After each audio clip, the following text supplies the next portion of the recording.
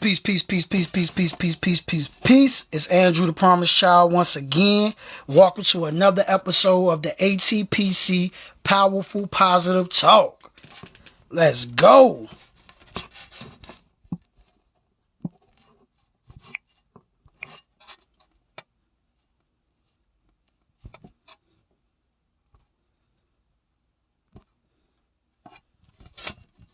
We got brother Khalid today, who's going to be coming in, and we're going to have a powerful positive talk today.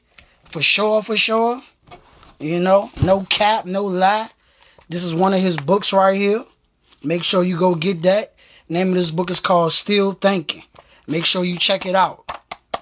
Check it out, check it out, check it out. You know? Make sure you go follow that brother on every platform he's on.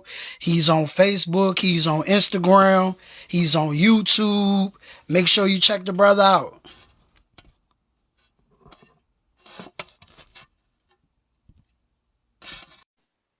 All right.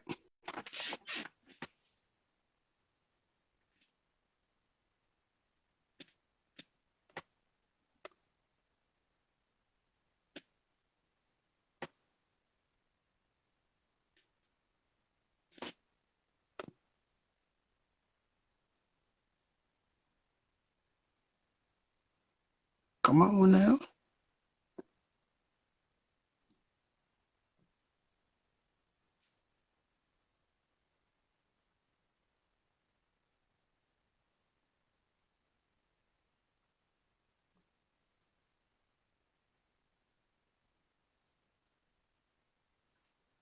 Trying to figure out why it's not letting me go live.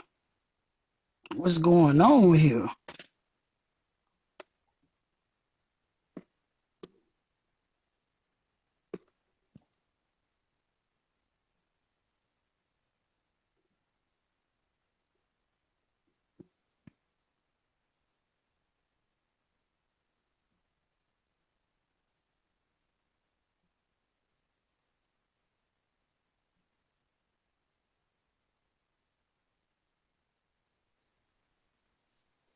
There we go. Now I got to Huh? flip it. Okay, Yeah, it was saying I was unable to go live, which I'm like, what's going on here? Yeah, I saw another button down the bottom that said share, because it said you accepted, and it went halfway around, and it just kicked me out. But here we go. Yeah, we here now. We got the good brother Khalid on here. This is an awesome brother. And the thing is, I got to meet this brother at the Returning Citizens event. And this is such a dope brother. I'm talking about very genuine, right? Got a good spirit. You know what I'm saying? So I was like, yo, I gotta get another interview with this brother without all the win. You know what I'm saying? So how everything been going with you, brother? Oh, pretty good, pretty good. Can y'all hear me clearly? I can hear you clearly, brother. Okay. Pretty good. Just tired. Work. Work. Trying to grind. I get up early. I'm out of the house usually about 4:30 in the morning, and I'm at work until about 3:34. So just grinding hard, but I feel good. I feel good, and grateful to be in the position to be able to work, so things are going pretty well. All right, so before you came on, I was talking about this great book right here that you have, Still Thinking, right? And I just want you to go over it just for a little bit for the audience, and tell them where they can get it from and all that good stuff as well, and explain to them what it's about and why you wrote it. Yes, sir. Well, Still Thinking is actually my second poetry book, and it was a labor of love, as all projects are. My first poetry book was called I Was Just Thinking, and that was published when I first got out. And this poetry book is a follow-up of it. I'm always thinking, I'm always thinking, so that's why the title has that connection. It's everything, it's everything. It's about love, relationships. It's about, social issues. There are poems that'll make you laugh, like since I've been home, from prison, I've discovered that people will, like the social media block you, or you block people, you unfollow and things like that. I'm learning these things. I wrote a poem on that. There are a lot of homeless in DC. I ride past them often. I offer $1, a coin, clothes, whenever I can. But I have a couple of poems on that. I have a poem dedicated to a variety of people. I have a poem called Single Mom, and which is in my first book as well. But a lot of people loved it. A lot of people loved it. So I also have a follow-up poem in the new book called Single Mother Still. I have a poem called Inner Child. The world we live in, a lot of us were forced to be more mature than we are. A lot of us were forced to be grown. You have kids that are 9 and 10 years old, babysitting 3 and 4 siblings. That's not right, but this is what's going on. And so the child within them is being suppressed because now they're forced to be adults. They're forced to be more mature. And yet as they grow older, the child in them still yearns for freedom. And so you find, women 25, 30, 35 years old still acting childish. You find men who are 20, 25, 30, 40 years old still behaving like children because the child in us never got a chance to evolve. And so I wrote a poem called Inner Child, Foreign, so many poems. Like I said, I sit back and I'm inspired by a lot. I'm grateful for a lot. So I write about gratitude. I write about prayer. The power of prayer is one of my poems. Breathe. That's a poem that a lot of people love because whether you learn how to box, martial arts, whether you're giving birth to a child, if you're panicking, the first thing people tell you to do is breathe. Because breathing, when you take a deep breath and you let it out slowly, when you allow your breathing to become even and calm, then you usually think clearer. So I wrote a poem called Breathe because a lot of time we're in a real panicky and pressured situation throughout the day. Whether at work, whether you're in your car, when you get your bills, whether with family members and loved ones, you just high sprung. And so I wrote the poem Breathe, really telling myself to keep breathing, to stay calm, and then, as well as others. So I write about a lot of things. I'm inspired and moved by much. So, when it comes in my mind and my heart, I just try to put the pen to the paper. Mm-hmm. Mm-hmm. That's some deep pieces that you drop right there. So what does prayer really mean to you? Because I talk to a lot of people and a lot of people have their own different interpretation on prayer. What is prayer to you specifically? Well, prayer, I believe in the Most High. I believe in God. I believe in the one who created the heavens and the earth and everything in between. Prayer is supplication. It's a humbling of the human spirit. You see, man walks around all day boasting about accomplishments. You get a nice car. Yeah, I worked hard for that. You get a man, you get a woman. Yeah, I pulled that. I did this. I got that.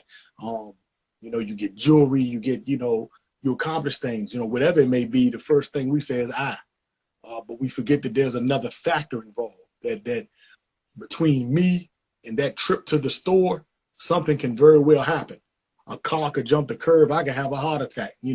So the one that created us, I believe in him. I believe in the power. And so when I'm praying, I'm humbling myself. Whether I'm just sitting in my chair with my eyes closed, meditating. I believe meditation is a form of prayer because meditation forces you to turn within. Meditation allows you to sit back and try hard to push everything outside of your mind. And that is a very difficult thing. I've tried meditation, I don't know how many times, and it rarely worked for me. So far as, they'll tell you, just blank your mind. That's so hard. I'm an overthinker. So, but I try to, tune everything out, breathe, calm my mind and calm my heart, and try to focus my thoughts. And in focusing my thoughts, I can allow myself to focus my energy. So when I'm praying, a lot of times, whether I'm bowing down, whether I'm walking, Having done 25 years in prison, and knowing that the Creator is the one that got me through it, I talk to him often. When I go to work in the morning, you know, when I'm walking to my car 4:30 in the morning, I'm talking to him. It's quiet out, cold, warm, hot, whatever it is. I'm like, you know, thank you for allowing me to wake up, because I know too many people who didn't wake up. I know many people who didn't go to sleep. I know many people who are still in prison. I know many people who are outside free and they still in prison, you know. So I talk to the Most High as often as I can, and I'm always grateful. So prayer means that to me. It means humbling myself, thanking him for everything that I can think of, and that's a lot, and not as much as I should remember, and asking him for, you know, some blessings along the way outside of the ones he give me. There a lot of things I ask for, you know, people's safety, people's success. You know, it's cold out here. I pray for the homeless. I pray for those who need warmth. I have a younger brother who's actually homeless, you know, and family tried to take him in, but he has mental health issues, so he doesn't stay in one place. You could wake up and he'll be out, you know, gone. He does not lay in one place for more than 2 or 3 days. He often goes to our baby brother's house or our baby sister's house. So I pray for him, because it's cold out there, but we can't make him stay still. No one, you can't lock a door. He's gonna unlock it. So I think of him, and then I think of those who are out there under bridges and in the inclement weather. So I pray for a lot of things, you know, and I'm grateful for a lot as well. So how do you deal with trauma, pain, having a younger brother who's homeless? How do you deal with that? I understand that you said that prayer, and I understand that prayer is a good way to handle things, but what other ways do you handle, you know, your pain, your trauma, you know? Because I would say It's that's a hard thing. painful, you know? But No, because I would say that's painful, but you can finish, brother. I won't cut your wisdom. oh no, it is painful. And if I get a bit emotional, then forgive me. When I left the streets, my brother was seven. He was a kid, you know. I come home and he talks to himself. He mumbles. He looks bad, you know. He looks bad. Pardon me. Take your So, time, brother. so it's rough, because I have to ask myself, what happened? You know, what happened to the kid I used to walk to the zoo in DC? What happened to my little brother that I used to watch him draw, and I walk him to school and take him over family members' house, and I'm looking at him sometime, and his eyes are dark. He says he works for Obama. He smiles. He's not gonna hurt anybody, but I worry about him being hurt. How do I deal with it? I don't. I can't. You know, it's rough, because I wasn't here.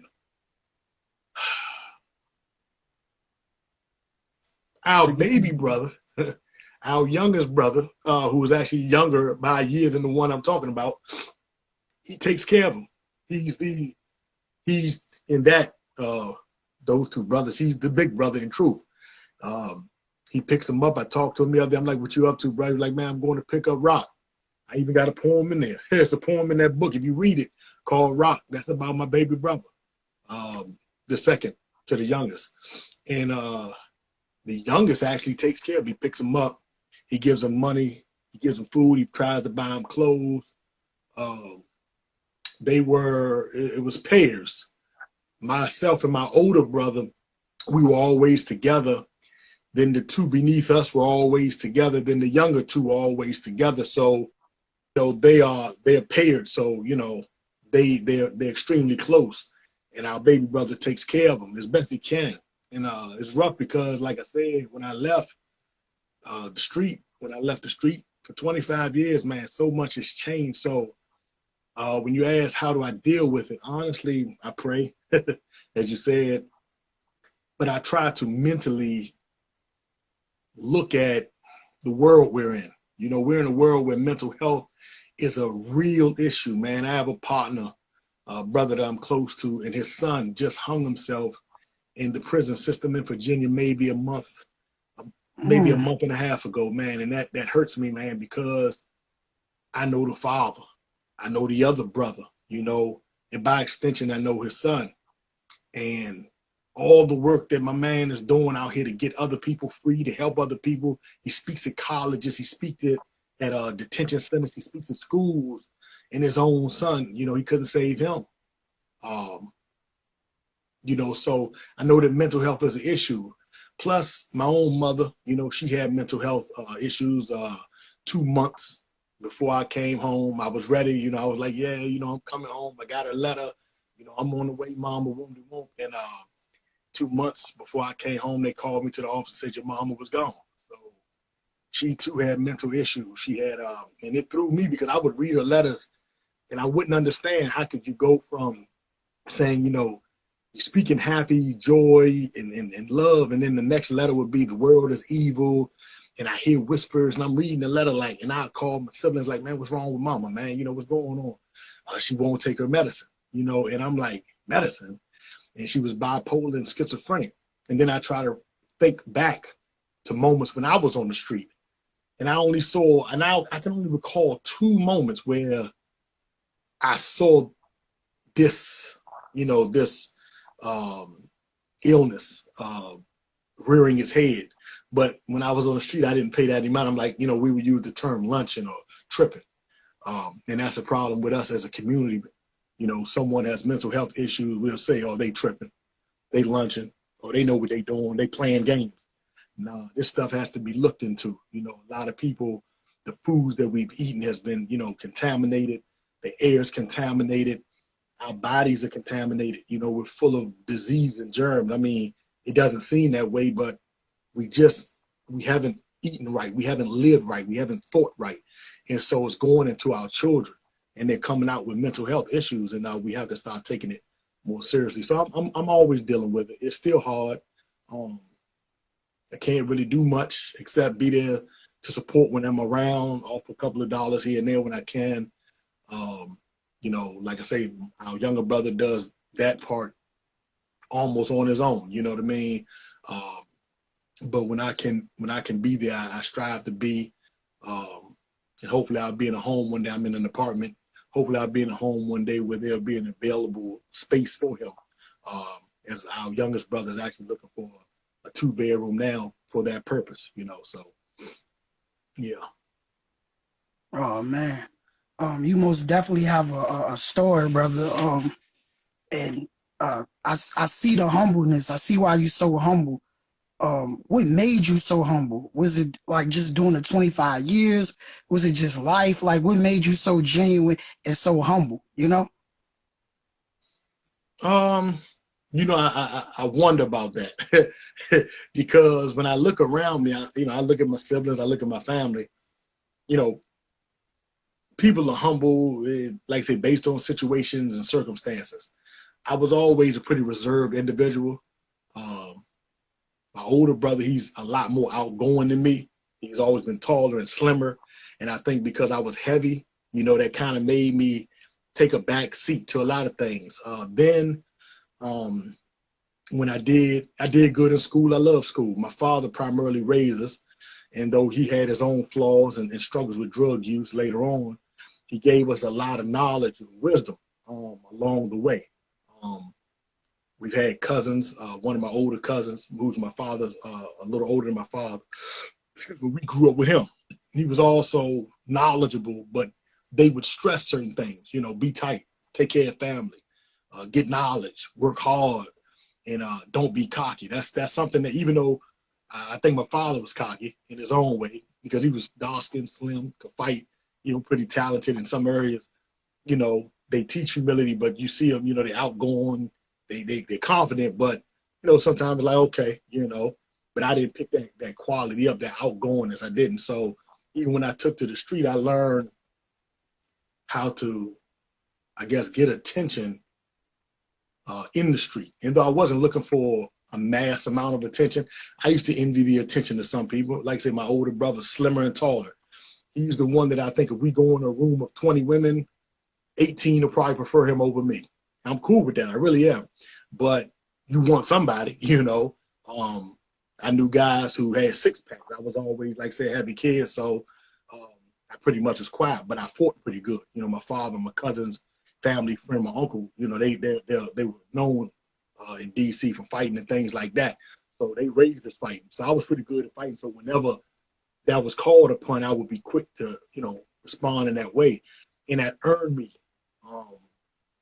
a reputation. In my first poem book, I have a poem called Self-Esteem. And I explain, you know, what I'm talking about now. Like one of my first fights, I did pretty good. I mean, a major fight, not as a kid, just swinging wild. I'm talking about like a boxing type of situation, and I did good. And that earned me, you know, a name. And after that, you want that name to increase. Then I saw people being bullied and stuff like that. So you're not going to do that to me, you know. So I became overly aggressive in the street and wild. But even then, I knew that wasn't me. So I've had it where people that I was cool with could call me and say, man, Khalid, man, I need you. And a lot of people that know me will attest to that. You know, I would be sitting at home looking at television and get a phone call. Man, I just got in this situation, man, I need you. And I will run to a go-go and fight someone else's fight. I've been on the phone and a guy that I was cool with named Chris would call me and, you know, he's on the telephone. I come from DC to Arlington and he's on the phone talking about the dude on the phone threatening him. I pick the phone up, I talk to the guy, I talk him out the situation, or I challenge him. Either way, I was always there for those that I cared for. So in knowing that I wasn't a monster, but I could act like one, I just, you know, once I failed, you know, with life in 10, I was forced to sit down. I was forced to ask myself, how do I want to live my life? And I think what really made me change, because when I first was incarcerated, I would play cards and dominoes and chess and checkers, and I would get into fights over silly stuff. People talking slick, people thinking, you know, to me it's recreation. Don't talk slick to me if you beat me. You know what I'm saying? Like, I don't do that. So I realized I couldn't play no more because I can't control you, but I can control me. So I just started playing. And I had a niece, my first niece, Takia. And I have a poem about her in this book called Dear Takia is my niece, my first niece. And her mother put her on at the jail I was in Fairfax. And her mother brought her to see me and put her on the little metal countertop on that side of the glass. And she was little. And she just turned around and put her hand in the glass. Her mother didn't coax her. She didn't say, that's your uncle. She just set her up there and she turned around and put her hand in the glass. And that right there, I swear, it made me want to get home. It made me want to get home because I was a family man. For my younger sister, my brothers, my cousins, I look out for them. You know what I'm saying? So for me to have my first niece and I can't be there for her, no. So I had to force myself to grow. I had to force myself to check my temper, and I did good most of the time. I had to force myself to be humble and to accept the process of evolving, you know. And so that's what made me really become more humbler than I had already been for the most part, is knowing that I had to, one, get home, two, I don't want to live my life like a fool, you know. So with all this experience and all these life lessons, right? What do you teach the youth now that you deal with? Because I see that you're dealing with the youth. What do you teach them? Right? Like, what is the thing that you're very heavy on them about? I'm pretty sure that you teach them about a lot of things, but what is the main thing you are heavy on them? Like, for example, I heard you talk about like pretty much wanting to be accepted and wanting to be liked. So one thing you realized you was good at was fighting, and that brought a lot of light on you. So to a youth or to a teenager who has that same aggression, right? Like, I just want to tear some up. What advice do you have for them? Well, I was blessed to do a lot of mentoring on the inside. And in truth, I still do a lot of it. You know, I check on a lot of the brothers that I rock with, a lot of the brothers that call me big bruh, you know. I check on them, I text them, I call them. I do my best to listen, and when I can offer advice, I do that. I started my own nonprofit. You can't really see my shirt.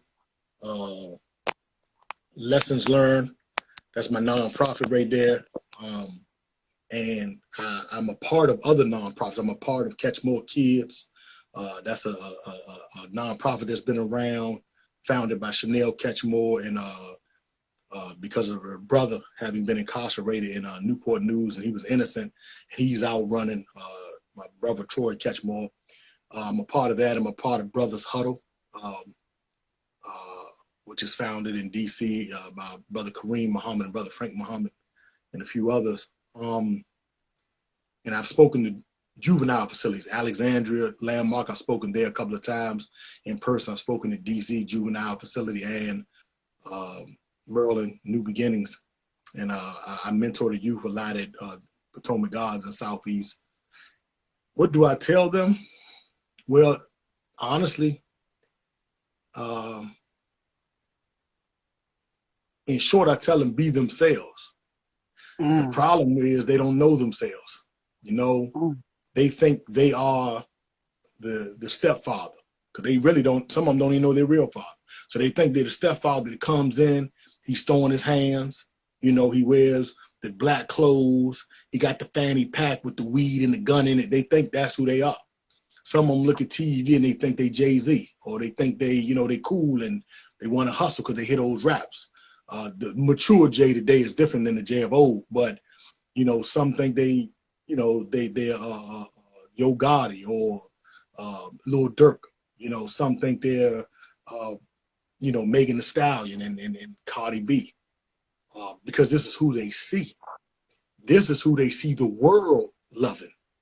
So when you ask a child, who are you? Most of the time they're gonna be like, man, I am who I am. I don't know what you mean. They're confused. But if you walk them slowly through their experience and you say, man, what makes you happy? Like, you like helping your little brother? Yeah, I guess. You know, you try to get the smile out of them. You try to get them to understand that they're valuable, that they're more than a gold chain, that they're more than muscles, they're more than a pistol, they're more than a six-pack and long hair. They're more than that, but they don't know that, because we as adults still teach them unconsciously, even in the conscious community. Even in the conscious community, we'll look at a sister and be like, you know, we'll talk about her, but she could be shy. We'll look at a brother and he's conscious, but we'll talk about him with the same trivial perspective as those we consider secular. You see, so the children, man, they don't know who they are because we don't know who we are, you know? And so a lot of time when I'm talking to them, I'm trying to find out what they like. And I'm trying to let them know that what they like. And usually they have good ideas. They want to play sports. I've had kids tell me they want to really be teachers and firemen and firewomen. And so I tell them you can be that, but you have to discipline yourself. You can't be a follower. And that is one of the hardest things when you're in a society where you don't want to be the only child walking to school and everybody's walking the other way to go steal out the corner store. But I let them know it's okay to be alone. I let them know it's okay to walk alone. Oh, it's a rough one. You know, I walked alone a long time, you know, but it's not impossible. And so the lessons that I try to give them, it's truthfully, it's a multitude. It's hard to pin because some children require something different, you know, but being who they are and trying to get them to focus on what they truly want to do and be in life, I think that is the key. And usually children know what they want to be, even at a young age, if you can just get them away from the crowd, you know. Next step is trying to nurture that, foster that, and provide them with an environment that will help, you know, build that into fruition. All right. So speaking of the environment, right? What made you start? Is it the nonprofit, or is it just you as an individual that decided to go into the community to work with the youth? Because I see you working with them. I see you got them cleaning up, right? So what made you start that? How did you start? Is it a one-man show, or do you have a group with you? No, it's one of my phrases, and I use it often these days. I say we rise together. It's been me for a long time. Like I say, I'm a family man. So when I didn't have my brothers and my sister and cousins around me to pick with, to protect, to help, I used to do my little brothers and sister homework. I used to make them do their homework. I used to, you know, mom tell them clean up. It's a lot to clean up. I clean up with them. You know what I mean? Before I go, you know, rip and run. So because I'm a family man, I take that wherever I go. You know certain brothers that I know we check on each other. You know, I check on Brother Willie. He checks on me, call it a wellness check. I call brothers. They call me. And there are brothers who I embrace and call and check on, and they don't check on me. I'm big bro. You know what I mean? I can't expect little bro and them to move like I move or think like I think. But I check on people, man, because I love those that I love, you know. And so I'd already been that way. Forming the nonprofit, that was a blessing because there are many nonprofits and not-for-profit organizations, but each nonprofit is unique to the person that starts one. You and me may both love the youth, want to do everything for the youth, but we're two different people. So you may do what you do with the youth. You may just do it from a artistic standpoint. You may paint with them and draw with them and rap with them and sing with them, and that would be great. But that would be your nonprofit. Mine, I may be into more academics. So I may teach them and read books and have book clubs, etc. So when I came out, I went to the Nation of Islam Mosque in DC #4, and I told my story to a few of the brothers because I was born in the nation. And a brother named Frank Muhammad, he had told me, brother, come with me. You know, come with me Saturday. We're going to Southwest to this area, this neighborhood called Greenleaf, and you know, I helped him, you know, clean up, straighten up, set tables up, talk to people. And after that, I was attached to the brother and his organization, Brothers Hub. They invited me over Potomac Gardens, and for the last 2.5 years, roughly, I've been a staple. I'm there, not even on just the days that we're normally there, which is Thursdays. I'm there on Wednesdays. I'm there on Saturdays, sometimes Tuesdays. I've been embraced by the community. A couple of the mothers around there, Sister Courtney, Sister Danielle, Miss Poppy, there's a few others. They've embraced me, you know, Brother Karim and them. You know, they keep me in the loop whenever they can, and they know I love the children. They know I'm sincere. And as you spoke on, tomorrow, literally tomorrow, I'm coming out of my own pocket with $5 for each child that helps clean up. And we're going to pick trash up. I got gloves, I got trash bags. As soon as I leave work tomorrow, I don't even plan on coming to my apartment. I'm going to pick up one of my nephews, 2 of my nieces, and I'm taking them over there with me. And we're going to, you know what I'm saying, we're going to do some work together. And we're going to clean up because I want the children to get in the habit of, one, cleaning up behind themselves, cleaning up what they say they love. Because if you clean your neighborhood up, then you need to help mom and grandma, daddy and your uncle and your auntie clean up your own home. So I want to do that. And next week, we'll be painting rocks. I have rocks that I've collected. They don't really have a lot over there. I'm going to paint them. I'm going to put them, you know, around the garden. You know, just it's a rough complex. It's a project in Southeast DC, but we can beautify it ourselves. You know, so we're going to paint some rocks and distribute them. I'm going to take the kids to see the Black Panther. In about 3 or 4 weeks, I've asked for some donations, and I've been blessed, man, to receive, you know, some donations from a few people. And a couple of them quite generous, you know, a couple of organizations, Road to Justice, the Sister Cheryl and them, Miss K and RIHD. These are mothers who have done so much for returning citizens. I mean, you know, my own cousin, Rasan, she donated, a brother named Unique, he's donated. So, you know, we have people that know that we are sincere in helping the youth and giving back. And so, and I don't ask for much often, maybe once a year I may ask for donations, and the people come through, you know, so I'm grateful for that. All right, so where can they send the donations to you? Not just for because I was thinking about some more things, not just for the movies, but also say you want to get the kids clothes or anything else that you want to do for them. Where can they send the donations to? Yes, sir. Well, they can send donations to my Cash App. It's the $ and my name, Khalid, KHALID, Karim, KARIM, and the letter Y between at the end of it. $ Khalid, KHALID, KARIM, Y, the letter Y. And like you say, yeah, we do plenty. We've taken the kids to parks. I actually have clothes in here right now that were donated by a sister named McCall Shay. She donated some clothes that I have, and I plan to distribute to the children in a couple of weeks.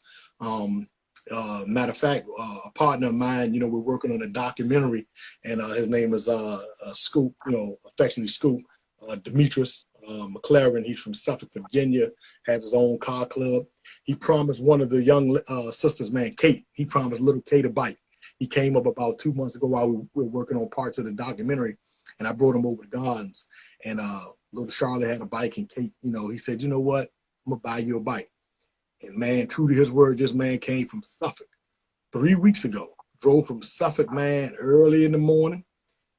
Went to Walmart, bought a bicycle, brought it to my job because he had to get back down the road, and I took it to Potomac Gardens. So I deal with some good people. I deal with some good people who genuinely care about the community and the youth. So, we definitely, want to do a lot more for the children. Take them places, get them outside of the neighborhood. Beautiful neighborhood in its own right, in the heart, inside of and under the layers of garbage or whatever, but at the same time they need to be exposed to more. They need to be exposed to beauty. They need to be exposed to class, maturity, art, and plenty more. And so that's one of the aims and the goals of Lessons Learned, along with the other organizations, Brothers Huddle and Catch More Kids. All right, so I got one more question for you. Yes, and sir. The last question is going to be, what that documentary going to be about? Well, it's actually going to be a docu-series. It's a 3-part docu-series. It was conceived by Scoop, a brother that I did time with. We call him Choice. He's from Portsmouth, Virginia. My man Michael Wright, Mike E, Choice 360. And him and Scoop actually grew up together on the street. And so they still maintain a bond. And a lot of people made parole a couple of years back. A lot of people, more than 1,000 plus in Virginia, under the McCullough and Northam administration. And I'm grateful, and I was one of them. And Choice didn't. So him and Scoop were talking. Scoop was just like, he's from the street as well, but he got away from it, that street life, before it could capture or kill him. Put him in prison or get him killed. So he shook it off and he chose another life, which is filming, production. He's an author and he has a car club. Choice, he was like, man, we need to do something. And he was like, man, I'll make a documentary. And Choice said, man, I'm in here. I ain't, he said, yeah, you can be in there. You ain't got nobody that you can think of out here. And he said, yeah. He said, man, reach out to brother Khalid. And so when Scoop called me, we hit the ground running. We've interviewed several people, those that know me, those that have been in prison. We've interviewed advocates, quite a few advocates, Miss Karen Morrison, phenomenal sister, Miss Kay, Miss May, Miss Julia, and so a former correctional officer, Gino, who's doing tremendous work in that Norfolk, Portsmouth area, and giving back to the community. And so because it was so much filmed, you figure 15 people, 3 hours each person, couldn't make it a 2-hour thing. So, we're breaking it down. The first part of the docu-series is going to kind of follow me. And there's going to be a short movie at the beginning of it showing the struggle of youth in the inner city. And oftentimes the sad outcome, prison or death. And then it's going to pick up with bits and pieces of my life, my journey. Then the second part will be on the advocates and what they've done, what they've accomplished, what they would like to see, with the legal system, and those that they've helped as well. And the third part will be a summary of time, prison. What does it look like on the inside? What are the struggles? What are the pitfalls? What are the success stories? Because of those that are interviewed, in essence, they have their own stories. And so it'll be a 3-part docu-series, and hopefully the first one will be out sometime in February. I think it's going to be a beautiful thing. I think it's going to be beautiful. I'm grateful to be a part of it. I'm actually a co-producer. So, we putting our all into it. Oh man, that's good. That's good. So I appreciate you for coming on here. I know you're a hardworking brother. You got a lot going on, but I really do appreciate you a dope interview. You drop some gems. It's gonna be a lot of things. Like when I get off and I look at this and I chop it up and cut it down, it's gonna be a lot of things that I'm gonna have to take in, right? So before we go, what's all your social medias, websites we can find your books, all that good stuff. Yes, sir. Well, thank you as well. I definitely appreciate you, extending the invite. I'm honored and I'm humbled because, like I said, I don't know who my story will affect, so I'm grateful for it. I'm on YouTube. I have a YouTube channel, Lessons Learned by Khalid Karim 75. I have over 40 videos, a fair amount of subscribers, talking about the prison system, stories inside and out, lessons that I've learned, and more. I'm on Facebook. Khalid Karim is my name. I'm on Instagram. I have two Instagram channels, I guess they're called pages. Khalid Karim 75, and the other one is Lessons Learned 75. That one I'm trying to focus more on my poetry and those sort of things. You can get the second book, Still Thinking. You can get this book on Amazon. It is on Amazon right now. If you purchase it, I definitely appreciate you. Leave a review for me. They say that helps. I'm learning that as well. I also helped co-publish Returning Citizens magazine. Now, this is awesome. This was published by Black Connections. Please go follow Black Connections. You know what I mean? The sister is phenomenal. And she does awesome work with promoting and bringing light to Black organizations. So please follow Black Connections. And she did a wonderful job with this magazine. It's Returning Citizens. It's filled with our stories, myself included. I'm in there. As a matter of fact, I think I got some of the kids from the gardens in there with me. Yeah, that's some of my little mob right there. You know what I mean? Yeah. Yes, sir. So it's a beautiful book. This is also on Amazon. Black Connections, Returning Citizens magazine.